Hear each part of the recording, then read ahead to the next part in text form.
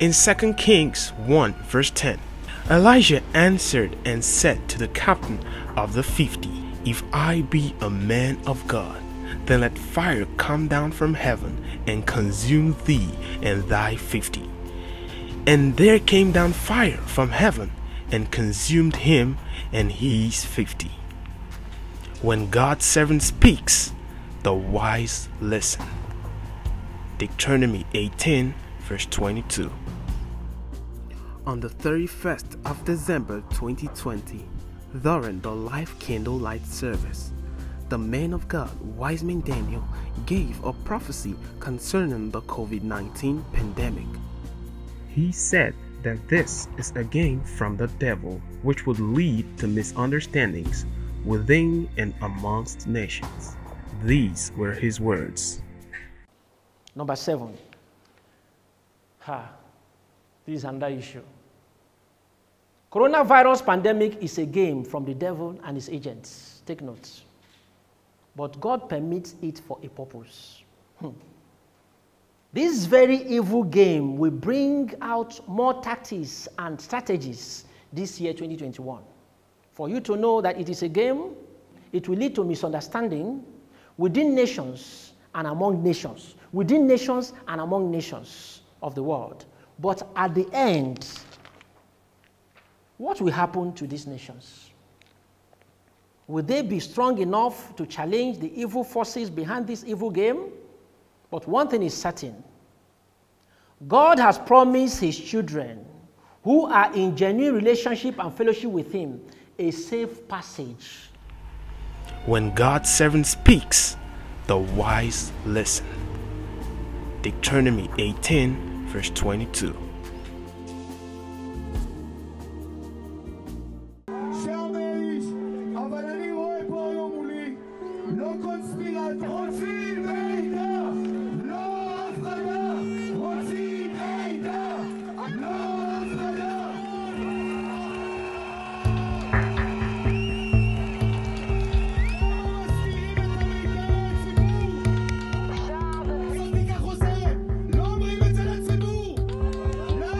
My body is mine, and nobody can force me to receive any medicines that I don't want to have in my body. For you to know that it is a game, it will lead to misunderstanding within nations and among nations, within nations and among nations of the world. More vaccines become available. The White House is increasingly worried by resistance among Republicans to getting the vaccine. An NPR PBS Marist poll this week finding 49% of Republican men, 49% of Republican men don't intend to get it. The good news is Trump finally encouraged his supporters to get vaccinated earlier this week, but will that make a dent in the misinformation already spreading among conservatives? CNN's Donnie O'Sullivan has more. Have you guys got your vaccine yet? I will not get vaccinated. Never going to take the vaccine. Why do I want somebody to push something onto me and snap? I'm perfectly healthy and fine. We're not going to die from it. And you know what? If we do, then it was our time to go because we believe in God. For you to know that it is a game, it will lead to misunderstanding within nations and among nations, within nations and among nations of the world. In some pockets of the country, large numbers of healthcare workers have turned down the vaccine, raising concerns about the rollout. But here in San Diego, it's a different story. ABC 10 News anchor Derek Stahl is going in depth on the number of workers who turned down the shot and the complicated reasons why. Long line here to try to get into the fire authority to get vaccinated. Despite the massive demand for the COVID-19 vaccine, in some parts of the Southland, a surprising number of high-priority healthcare workers have said no thanks. About 30% of the healthcare staff in Orange County have turned it down. Around 50% said no in Riverside County. By late May, there will be enough vaccine for every American who wants one. The problem is, millions don't. Well, I'm not getting the vaccine because I'm honestly not scared of the virus. I don't trust the vaccine at all. Polls suggest a large number of Americans will refuse a vaccine. Most of them are Republicans, supporters of former President Donald Trump. How some groups would not want to do it for reasons that I just don't understand. While only 11% of Democrats said they would refuse a vaccine, that number rises to 41% of Republicans, including half of Republican men. Enough to potentially keep the U.S. from reaching herd immunity. We're just going to still be living with COVID precautions. We're going to be living with cases, and we're still going to be living with people getting severely ill and dying of COVID-19. There are things we don't know about the effects of this vaccine. Conservative audiences have been bombarded with vaccine misinformation. For you to know that it is a game, it will lead to misunderstanding within nations and among nations, within nations and among nations of the world. The COVID vaccine certainly can't come soon enough, but they are coming, and there's a hurdle of convincing Americans that they will be safe to take. Many are expressing hesitancy, particularly in some Black and Latino communities. Our national correspondent Jason Carroll spoke to residents of one of the hardest hit towns in Alabama on what is fueling that distrust.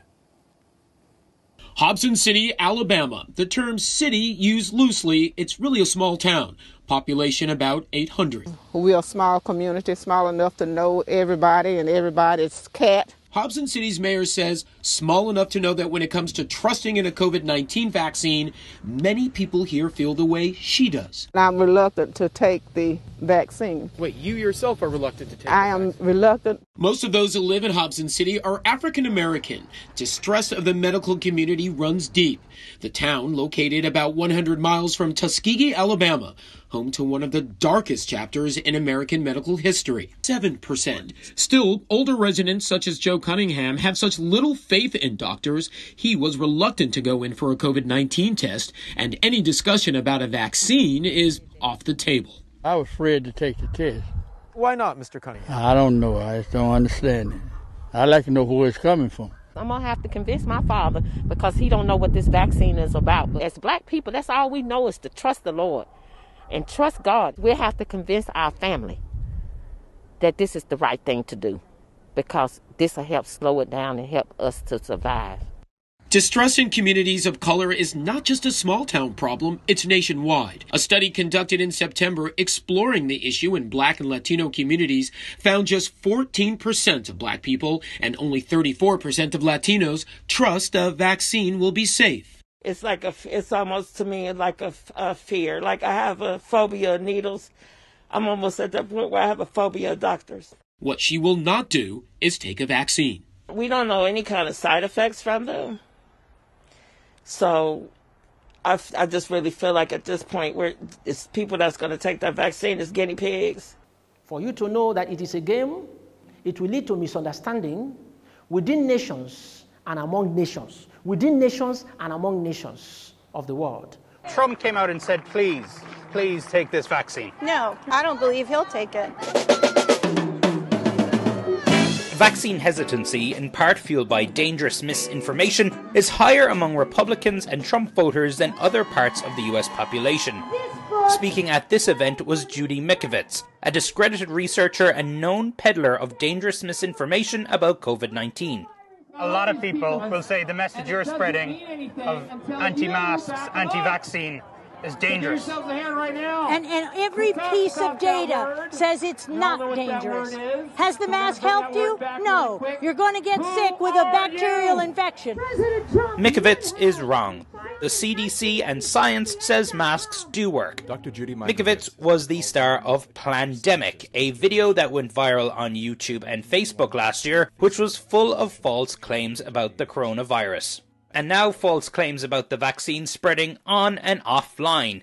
Fear-mongering using false information about death rates, and posts like this falsely claiming people over 60 need to be monitored for weeks after getting their shot. Are you planning on taking the vaccine? Yes. You are? I have an elderly father. He's 93 years old. I have to take it.